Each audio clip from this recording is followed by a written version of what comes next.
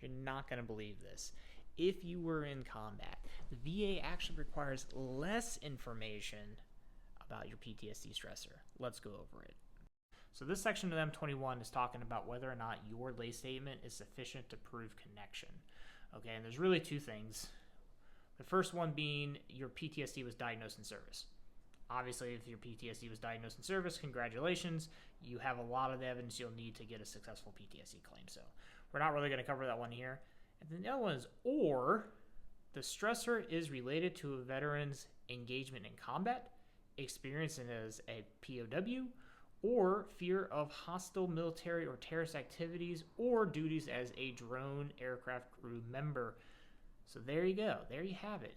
If you were in combat, a POW, or this last bullet applies to you, guess what? Your lay statement is all you need to submit to the VA to prove that first element, which is service connection. You're still going to need a diagnosis and nexus, but again, that's another topic.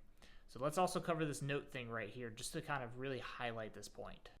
So this note's very important for you to understand because at the end of the day, it is still incumbent upon you as the veteran to be consistent and to actually explain the event as it had actually happened. And you can read it right here. So the stressor must be consistent with the circumstances, conditions, or hardships of the service claim based on the in-service PTSD diagnosis or basically the other bits we just talked about. So it's very important that it's actually consistent with basically your service. So how can you actually prove that you were in combat? Well, there's a lot of different ways that you can prove that, but one of the easiest ways, and this should be right in your DD-214, are your medals. Any of these medals right here, you can see the VA will presume that the veteran engaged in combat with the enemy unless there is clear, convincing evidence to the contrary. So bam, if you have any of these medals, it is assumed you saw combat at some time. There you go. This is like probably the easiest way to prove to the VA that you saw combat because this should be right on your DD-214. Heck, you probably don't need to submit anything extra. So there you have it. Fill out that form. The 210781 helps you out a lot.